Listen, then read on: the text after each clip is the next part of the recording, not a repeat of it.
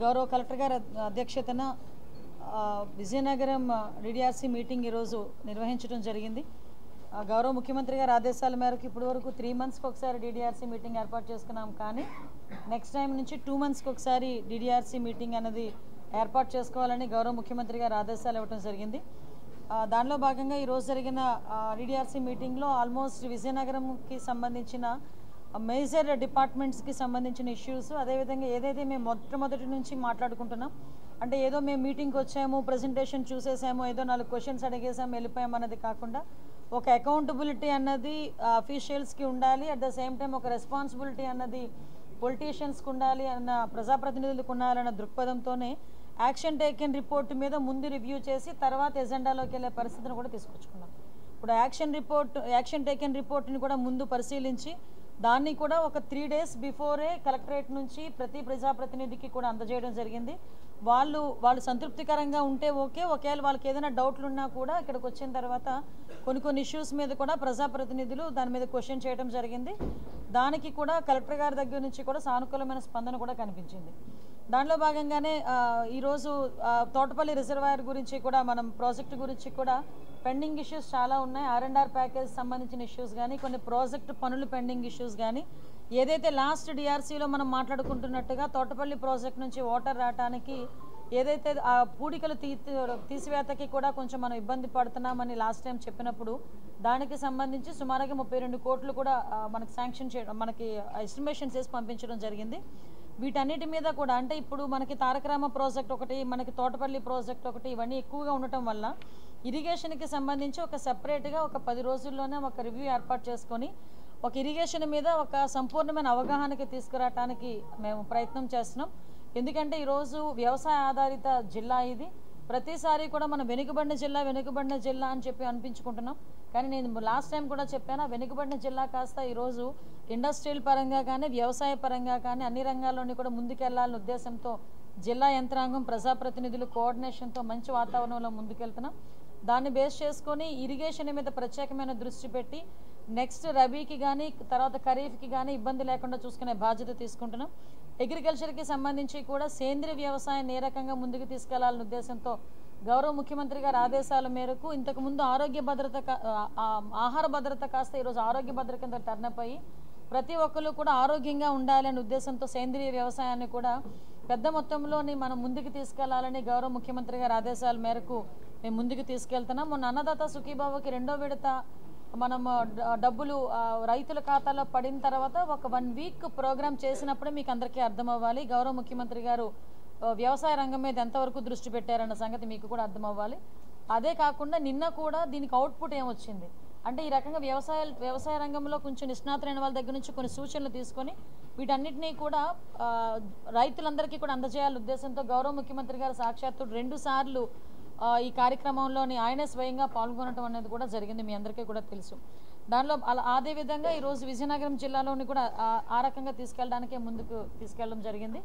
ఇప్పుడు మనకి civil supplies విషయంలోని కూడా కొంతమంది రైతులు కానీ కొంతమంది ప్రజాప్రతినిధులు కానీ లేవనెత్తిన అంశం మీద ఈ 5 kgs ఏదైతే కొంచెం ఎక్స్ట్రా మిల్లర్స్ అడుగుతున్నారన్నారో నేను కూడా పత్రికాముఖంగా చెప్తున్నాం, ఎవరు అలాంటివి చేయాల్సిన అవసరం లేదు. అలాంటివి ఏదైనా జరిగినా కూడా సంబంధిత అధికారులకి ఆదేశాలు వాళ్ళకి కూడా చెప్పడం జరిగింది, వాళ్ళ మీద యాక్షన్ తీసుకోమని. మీరు కూడా అటువంటివి ఏమైనా జరిగినట్టుగా మీ దృష్టికి వచ్చినా మిమ్మల్ని ఎవరైనా అడిగినా కూడా డైరెక్ట్గా అధికారులకి కంప్లైంట్ చేయాల్సిందిగా కూడా మేము అందరినీ కోరుకుంటున్నామండి. అగ్రికల్చర్లోని కూడా హార్టికల్చర్లో కూడా గౌరవ కలెక్టర్ గారు చాలా మంచి సజెషన్ ఇచ్చారు. యాక్చువల్గా మనకి మార్కెట్ అన్నది ఇప్పుడు నియర్ బై మార్కెట్ కూడా వైజాగ్ ఎక్కువ మార్కెట్ కూడా ఉంది.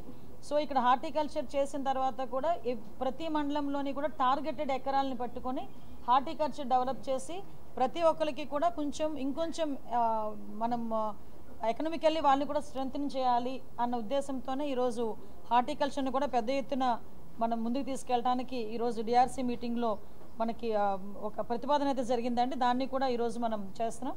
అట్ ద సేమ్ టైం కొంతమంది ప్రజాప్రతినిధులు హౌసింగ్ డిపార్ట్మెంట్ మీద గౌరవ మంత్రి గారు మన కొండపల్లి శ్రీనివాస్ గారు, అదేవిధంగా గౌరవ ఎమ్మెల్యేలు అందరూ కూడా హౌసింగ్ డిపార్ట్మెంట్ మీద ప్రత్యేకంగా దృష్టి పెట్టి ఏదైతే ఇంతకు ముందు రూపాయి పడి డబ్బులు రాలేదో వాళ్ళ గురించి, అదేవిధంగా ఇప్పుడు కొత్తగా కట్టుకుంటున్న ఇల్లులలోని స్లాబ్ వరకు వచ్చిన వాళ్ళవి ఏదైతే ఇంకా దీంట్లో ఇంక్లూడ్ చేయలేదు అన్న విషయాన్ని కూడా ప్రస్తావించడం జరిగింది.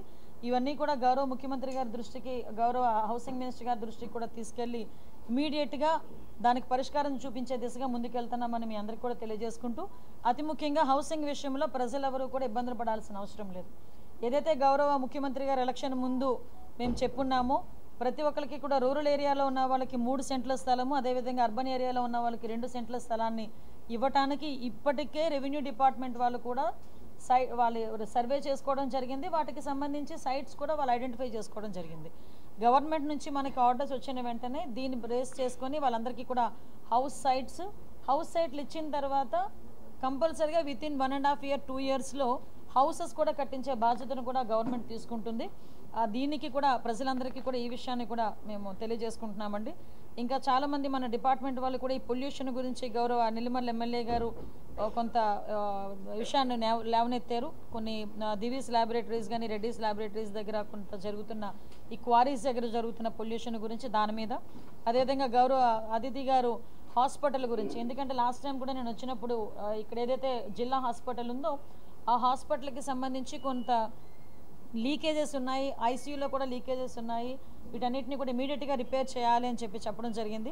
దీని మీద ప్రత్యేకమైన దృష్టి పెట్టడమే కాదు, ఆల్రెడీ దీన్ని షిఫ్ట్ చేయాలి అనుకుంటే కనుక ఎలా షిఫ్ట్ చేయాలి ఏంటి అన్నది ఫిజికల్గా వెళ్ళి రిపోర్ట్ తీసుకుని వచ్చి సబ్మిట్ చేస్తానని కలెక్టర్ గారు కూడా చెప్పారు. దాని మీద ఫీజిబిలిటీ ఎలా ఉంటుందో చూసుకొని అందరం కూడా మాట్లాడుకొని ప్రజలకు ఎవరికి కూడా ఇబ్బంది లేకుండా చూసుకునే బాధ్యత తీసుకుంటున్నాం. మరి ముఖ్యంగా ఇందులోని ఇందాక స్క్రబ్ వైరస్ అని చెప్పి వచ్చిందని ఒక భయానకమైన వాతావరణాన్ని సృష్టించడానికి ప్రయత్నం చేశారు. విషయం ఏంటంటే మీకు అటువంటి క్లియర్గా కలెక్టరేట్ నుంచి హెల్త్ డిపార్ట్మెంట్ నుంచి కూడా పేపర్లో కూడా మేము ప్రకటన ఇచ్చాం. ఈ రకంగా సిమ్టమ్స్ ఉంటాయి, చిన్న దద్దురు లాంటి సిమ్టమ్స్ ఉంటాయి. అటువంటి సిమ్టమ్స్ ఉంటే దయచేసి గవర్నమెంట్ హాస్పిటల్స్లో మాత్రమే దాన్ని టెస్టింగ్ చేసే టూల్స్ ఉన్నాయి. రోజుకి 200 వరకు టెస్ట్ చేసే కెపాసిటీ ఉన్నది ఈరోజు గవర్నమెంట్ హాస్పిటల్లో. మీరు అక్కడికి వచ్చి మీకు అటువంటి ప్రాబ్లం ఏదైనా ఉంది అనుకుంటే కనుక డెఫినెట్గా అక్కడికి వచ్చి టెస్ట్ చేయించుకోండి.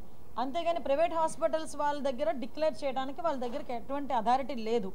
కాబట్టి ఏ ప్రైవేట్ హాస్పిటల్ వాళ్ళు కూడా ఇది స్క్రబ్ వైరస్తో చనిపోయారని చెప్పేదానికి వాళ్ళ దగ్గర ఆస్కారం లేదు. దయచేసి ఈ విషయంలో ప్రజలెవరూ భయాందోళనకు గురి కాకుండా ఉండాలని మీ అందరికీ కూడా మనస్ఫూర్తిగా నేను తెలియజేసుకుంటున్నా, మీ ద్వారా తెలియజేసుకుంటున్నా. ఆల్మోస్ట్ ఆల్ మ్యాక్సిమం ఇష్యూస్ అన్నీ కూడా ఈరోజు ఈవెన్ రేపు జరగబోయే ఏదైతే పేరెంట్ టీచర్ మీటింగ్ ఉందో దాన్ని కూడా సక్సెస్ఫుల్గా పూర్తి చేయాలి అని చెప్పి నడిపించాలని మేము చెప్పడం జరిగింది. ముఖ్యంగా ఇప్పుడే కలెక్టర్ గారు, మంత్రి గారు, మేము అందరం కూడా ఒక నిర్ణయం తీసుకున్నాం. లాస్ట్ టైం కూడా చెప్పాం, కొన్ని చోట్ల సీసీటీవీ కెమెరాస్ ఇన్స్టాలేషన్ అనేది ప్రాపర్ వేలో చేసుకోగలిగాం. ఇంకా అన్ని హాస్టల్స్లోని అన్ని స్కూల్స్ దగ్గర కూడా ఈ సీసీటీవీ కెమెరాస్ అనేవి ఇన్స్టాల్ చేయాలి అన్నది మేజర్ పార్ట్ కింద మేము తీసుకున్నాం. మా దృష్టిలో ఒకటే, ఏదైతే పేరెంట్ టీచర్ మీటింగ్ తాలూకా ప్రధాన ఉద్దేశం కూడా మీ అందరికీ తెలుసు. ఇంతకుముందు మనకి ప్రైవేట్ కాలేజెస్లోని ప్రైవేట్ స్కూల్స్లోనే పేరెంట్ టీచర్ మీటింగ్ ఉండేది. కానీ గవర్నమెంట్ స్కూల్స్లో పిల్లల్ని పంపించడమే కానీ ఆ బాధ్యత తల్లిదండ్రులు తీసుకునే బాధ్యత ఉండేది కాదు. కానీ ఈరోజు కొన్ని సర్వేల నేపథ్యంలో ఇందాక కలెక్టర్ గారు చెప్పినట్టుగా అసలు పిల్లలు ఇందులో వెనకబడి ఉన్నారు, వాళ్ళు ఏ మ్యాథ్స్లో వెనకబడి ఉన్నారా, సైన్స్లో వెనకబడి ఉన్నారా, ఇంగ్లీష్లో వెనకబడి ఉన్నారా, వాళ్ళకి వచ్చే మార్కులు ఇవన్నీ కూడా ఒక ప్రోగ్రెస్ రిపోర్ట్ తయారు చేసుకొని ప్రైవేటు స్కూల్స్కి ధీటుగా ఈరోజు గవర్నమెంట్ స్కూల్స్ని మార్చుకొని ముందుకు తీసుకెళ్లే పరిస్థితి గౌరవ లోకేష్ గారు చేస్తున్నారు. వాళ్ళతో పాటు మనకి గౌరవ మంత్రి గారు లోకేష్ గారి ఆధ్వర్యంలో మొన్న మాక్ అసెంబ్లీ ఎంత అద్భుతంగా జరిగిందో మీ అందరికీ కూడా తెలుసు. ఇంతకుముందు అసెంబ్లీ అంటే చాలామంది జనాల్లో ఒక రకమైన అపోహ ఉంటుంది. అసెంబ్లీకి వెళ్ళి కొంతమంది ఏదో గొడవలు పడతారు, బూతులు మాట్లాడుకుంటారనే పొజిషన్ నుంచి అసెంబ్లీ అంటే అలా కాదు జరిగేది, ఇలా జరగాలి అని చెప్పి ఒక మోడల్లోని పక్కన ఒక మంచి సెట్ వేసి ఆ పిల్లల్ని కూడా ఇన్వాల్వ్ చేసి ఆ రోజు అసెంబ్లీ నడిపించిన తీరు, ఈరోజు మొన్న చాగంటి కోటేశ్వరరావు గారు లాంటి వాళ్ళని పిలిచి ఎథికల్తో కూడిన విద్యను అందించాలి అని చెప్పడం, ఇలాంటివన్నీ కూడా విద్యార్థుల్లో ఒక రకమైన పాజిటివ్ యాటిట్యూడ్ రావటమే కాదు, వాళ్ళ తాలూకా జీవితాల మీద వాళ్ళకు ఒక భరోసా కల్పించే విధంగా ముందుకు తీసుకెళ్ళడం. అంటే ఏదో మాకు అకాడమికల్గా చదువు చెప్పేసాము, మీకు ఫస్ట్ ర్యాంకులు వచ్చినాయా, 1 1 1 2 2 2 అనుకున్నామా అన్నది కాదు మా కాన్సెప్ట్. పిల్లలకి ఎథికల్తో కూడిన విద్యను అందించాలి, వాళ్ళు భవిష్యత్తులో గౌరవప్రదంగా బతకాలి అనే ఉద్దేశంతో ఈరోజు గవర్నమెంట్ తీసుకుంటుంది. దానిలో భాగంగానే రేపు పేరెంట్ టీచర్ మీటింగ్ కూడా ఏర్పాటు చేసుకున్నాం. దానికి కూడా ప్రజలందరూ కూడా, తల్లిదండ్రులందరూ కూడా సహకరించాల్సిందిగా మేము మనస్ఫూర్తిగా కోరుకుంటున్నామండి. ఇంకా ఏదైనా విజయనగరం డెవలప్మెంట్ విషయాల్లో ఎక్కడ కూడా రాజీ లేకుండా ముందుకు తీసుకెళ్తున్నామని చెప్పి తెలియజేసుకుంటున్నాం. చేయమనండి, 16 నెలల్లో ఆయన 16 రోజులు కంటిన్యూగా ఎక్కడున్నాడో చెప్పమనండి. ఆంధ్రప్రదేశ్లో ఉంటే నేను సమాధానం చెప్తాను. ఇప్పుడు 16 నెలలు అయింది, 16 రోజులు కంటిన్యూగా ఆంధ్రప్రదేశ్లో ఉండి మాట్లాడమనండి, డెఫినెట్గా నేను సమాధానం చెప్తాను. అంతే తప్పించి చుట్టపుచ్చుపుకు వచ్చేవాడిలాగా ఎప్పుడో వస్తాను ఫ్లైట్ వేసుకొని వచ్చి ఏదో బురద జల్లేసి వెళ్ళిపోతానంటే కాదు. ఇక్కడికి వచ్చిన తర్వాత పోనీ వరదలు వచ్చినాయని చెప్పారు కదా, ప్రకృతి వైపరీత్యాలు వచ్చినాయి అన్నారు కదా. ఎన్ని ప్రకృతి వైపరీత్యాలకి ఒక ప్రతిపక్ష హోదా అతనికి అసెంబ్లీలో లేకపోయినా ప్రతిపక్ష నాయకుడిగా ఒక పులివెందుల ఎమ్మెల్యేగా ఉన్నాడు కదా. సో ఎంతమంది దగ్గరికి వెళ్ళి పరామర్శ చేశారు, ఎంతమంది దగ్గరికి వెళ్ళి, అంటే పరామర్శలు చేయడం అంటే మామిడి రైతుల దగ్గరికి వెళ్తున్నానని చెప్పి మామిడికాయలన్నింటినీ ఏదో సినిమా సెట్టింగ్ వేసిన రోడ్డు మీద తీసుకొచ్చి చేయడం కాదు కదండి. చిత్తశుద్ధితో పనిచేయమనండి, చిత్తశుద్ధితో అడగమనండి, డెఫినెట్గా మేము సమాధానం చెప్తాం. అంతే తప్పించి బురద చల్లే కార్యక్రమాలు చేస్తాము, ఏదో ఒక్కొక్క రోజు కూర్చొని 2 గంటలు 3 గంటలు ప్రెస్ మీట్లు ఇచ్చేసి వెళ్ళిపోతామంటే కాదు. ఆయనకు అర్థం కాదు ఏంటంటే ఆయన రైతు భరోసా అని చెప్పి అదే కదా. ఇప్పుడు సేవాంధ్ర మొన్న 2024లోనే సేవాంధ్ర already declared by people, Andhra people. Okay, ఇప్పుడు మొన్న కూడా రైతు భరోసా అని చెప్పి ఏదైతే సెంట్రల్ గవర్నమెంట్ డబ్బులు ఇచ్చిందో యాజ్ ఇట్ ఈజ్ అంతే డబ్బులు ఇచ్చి 13,500 ఎంత తీసుకొచ్చి చేతిలో పెట్టేసేవారు. ఈరోజు దానికి ఎక్స్ట్రా 6,000 రూపాయలు ఇస్తున్నాం మేము. ఈరోజు ఒకసారి బయటికి రమ్మనండి, అన్నదాత సుఖీభావ కింద లాస్ట్ టైం ఇచ్చిన రైతుల కన్నా ఈరోజు ఎక్స్ట్రా రైతులు ఇస్తున్నాం మేము. ఈరోజు ఎక్స్ట్రా డబ్బులు ఇస్తున్నాం. ఈరోజు రైతులకి గిట్టుబాటు. ఇంకొక విషయం, ఒకసారి రోడ్డు మీదకి వస్తే రైతులు చెప్తున్నారు ఈరోజు మాకు ఈ ధాన్యం కొనుగోలు సెంటర్లో మేము ఇచ్చిన తర్వాత 24 అవర్స్లో మాకు డబ్బులు పడుతున్నాయని. ఈరోజు 85% ఆఫ్ డబ్బులు 24 అవర్స్ లోపే డబ్బులు వేసిన సందర్భం ఈరోజు విజయనగరం జిల్లాలో ఉంది. ఏం మాట్లాడుతున్నాడు ఆయన? ఇంతకు ముందు నెలల తరబడి ఉండిపోయేవారు.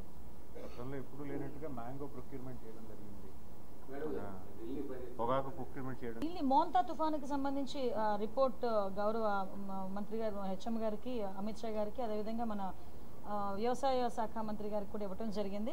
ఓవరాల్గా గాడ్స్ గ్రేస్ ఏంటంటే ఇక్కడ జరుగుతున్న సిచ్యువేషన్స్ని కూలంకషంగా వాళ్ళు కూడా అబ్జర్వ్ చేస్తున్నారు, మనకి తగిన సహాయం కూడా అందజేస్తున్నారు.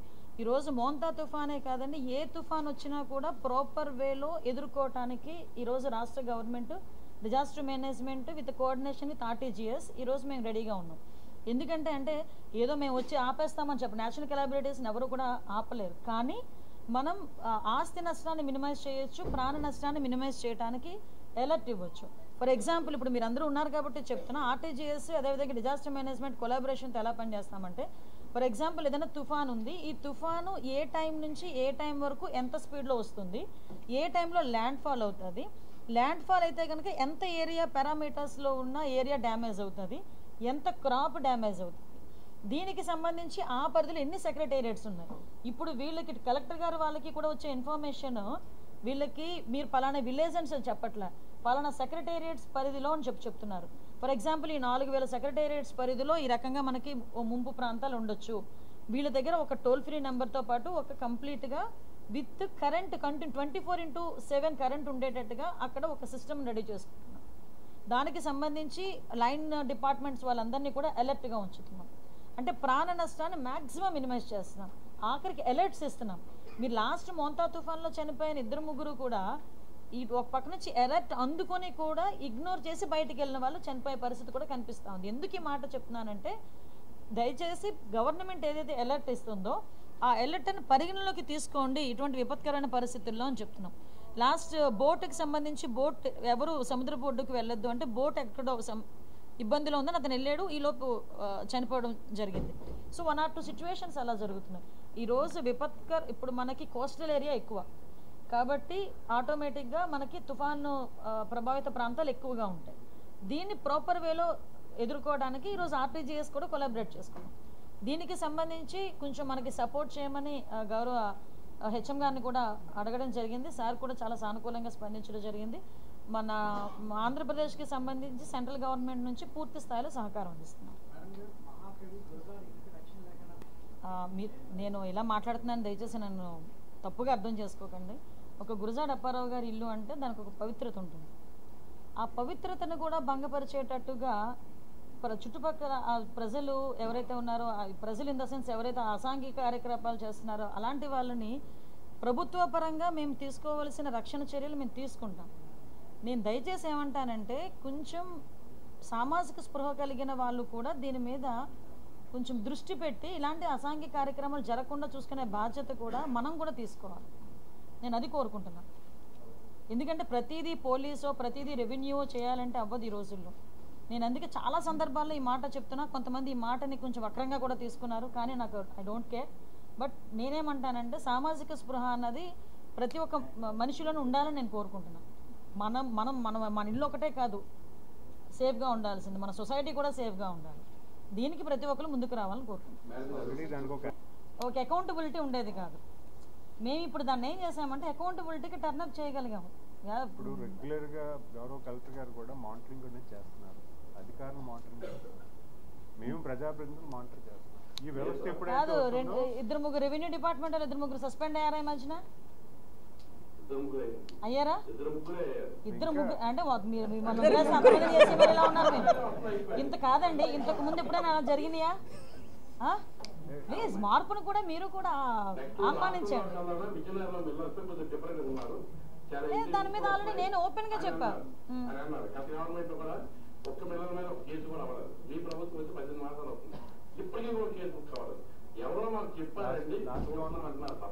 లాస్ట్ సీజన్ లో కేసులు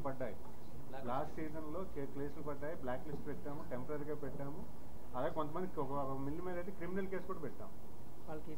మిల్లర్స్ విషయంలో టాలరేట్ చేసే ప్రసక్తి లేదండి. నేను దానికి ఓపెన్ గా మీ ఎదురుగా చెప్పాను.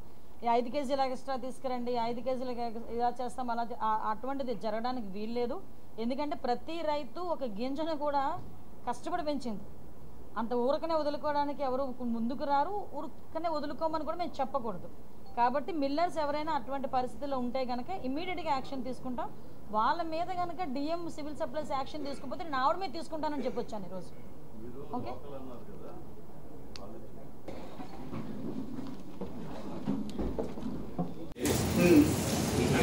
ట్రాన్స్పోర్ట్ సబ్సిడీ ఇచ్చారు కదా రైతు,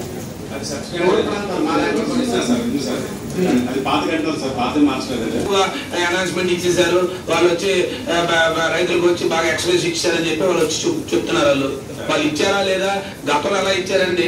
ప్రజాప్రతినిధులు ఉన్నాం కదా, గతంలో ఎలా ఫిక్స్ చేసేవాళ్ళం, ఇదే రకంగా ఫిక్స్ చేసేవాళ్ళం కదా. స్మాల్ సబ్సిడీ అంటే మన కోఆపరేటివ్ సూపర్ ఫ్యాక్టరీ ఉన్నప్పుడు కోఆపరేటివ్ సూపర్ ఫ్యాక్టరీ ఉన్నప్పుడు కూడా రెండింటిని కంపేర్ చేస్తూ పెట్టేవాళ్ళమే. BMC నుంచి షుగర్ ఫ్యాక్టరీ కేంద్ర ట్రాన్స్ఫర్మేషన్ కానీ, NCS షుగర్ ఫ్యాక్టరీ జోన్ ఇచ్చిన ట్రాన్స్ఫర్మేషన్ చేసినప్పుడు కానీ సెంట్రల్ షుగర్ ఫ్యాక్టరీ మేనేజ్మెంట్ తో కూర్చొని మనం డిసైడ్ చేసేవాళ్ళమే. అలా జాయింట్ కలెక్టర్ గారి ఆధ్వర్యంలో జరిగేది. ఈవెన్ కలెక్టర్ గారు కూడా ఇంటర్వ్యూ అయ్యేవారు, దాని మీద రేట్ నెగోషియేట్ చేసేవాళ్ళమే. చైర్మన్ గారు పెడతాను ఈసారి. మనము వాట్ ఎవర్ ఓల్డ్ ప్రాక్టీసెస్ అయితే we to continue so taking into confidence. ఇవన్నీ కొన్ని ఇష్యూస్ ఉన్నాయి, అవన్నీ మీరు ప్రజాప్రతినిధులు పెడితే తెలుస్తుంది. ఇప్పుడు ఇది చాలా ఇబ్బంది ఉంది సార్, ట్రైన్ టోటల్ గా ఆపేస్తున్నారు. ఎందుకంటే మాకు సెంట్రల్ షుగర్ ఫ్యాక్టరీ ఉంది, మా మేనేజ్మెంట్ వచ్చి చెప్పారు మాకు ఈ ఇయర్ 2.5 to 3 lakh వస్తేనే నిలబడతాం సార్, లేకపోతే మేము క్లోజ్ దగ్గరలో పోతున్నాం. ఆల్మోస్ట్ ఆల్ ఇండస్ట్రీస్ క్లోజ్ అయిపోయాయి, ఒక సంఖ్య నడుస్తుంది. సో దాని మీద ప్రభుత్వంతో మాట్లాడాలా, కొత్తగా ఎలా అంటే టెక్నాలజీ ఎలా వాడాలి ఇవన్నీ లేవు. తర్వాత చెరుకు పండించిన తర్వాత కూడా చివరిలో ఒక టన్నుకి 1500 రూపాయలు అవుతుంది లేదు. సో అది వెరీ డిఫికల్ట్ ఉంది. వీటిని మనం అడ్రస్ చేస్తే కానీ నెక్స్ట్ 1-2 సీజన్స్ లో టోటల్ పూర్తయ్యే పరిస్థితి, అంటే క్లోజ్ అయ్యే పరిస్థితి ఉంది. రైతులు చాలా ఇబ్బంది పడుతుంది. మీటింగ్ పెట్టాలి, కమిషనర్ ఫెయిల్ అయ్యారు. నేను లాస్ట్ మీటింగ్ లో చెప్పాను, నేను శ్రీకాకుళంలో మీటింగ్ పెట్టమని చెప్పాను. శ్రీకాకుళంలో కనీసం మీటింగ్ పెట్టలేదు, పెట్టారా? అంటే అంటే యాక్చువల్గా సార్ అంటే 6 months అయింది సార్ స్మాల్ సర్వీస్ అంటే మా department regulation department sir actual care doctor మాకు సంబంధం లేదు సార్ యాక్చువల్గా ఓన్లీ రెగ్యులేషన్ డిపార్ట్మెంట్ సార్ అంటే ఫ్యాక్టరీ రైతులకి కేర్ పేమెంట్ వరకే మనకు మాట్లాడుతున్నారు మీకు సంబంధం లేని సబ్జెక్ట్ మీరు ఎందుకు మాట్లాడుతున్నారు? ఏదో మీరు క్రెడిట్ తీసుకుంటున్నట్టుగా తీసుకొచ్చి చెరుకు రైతుకి ఇంత రేటు పెంచేసాము అని చెప్పి మీరు చెప్తున్నారు. అసలు పంట ఎక్కడ వేస్తున్నారు, పంట ఎంత ఈల్డ్ వస్తుంది, దానికి సంబంధించి ఫ్యాక్టరీస్ ఎంతవరకు నడవాలి, వీటి మీద ప్రజాప్రతినిధులు ఆ రైతులతోని కలెక్టర్ గారితో ఒక మీటింగ్ ఏర్పాటు చేయడానికి ప్రాబ్లం ఏంటి?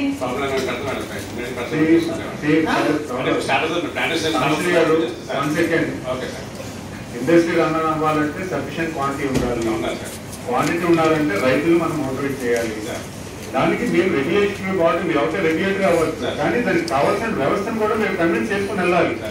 ఇప్పుడు ఇక అంతా అగ్రికల్చర్ ఆడుతున్నారు, జిల్లా అధికారులు ఉన్నారు, అందరూ ఉన్నారు. మీరు లాస్ట్ టైం నా బారిస్ కాదంటే వేరే వర్క్ చెప్పేవాడిని.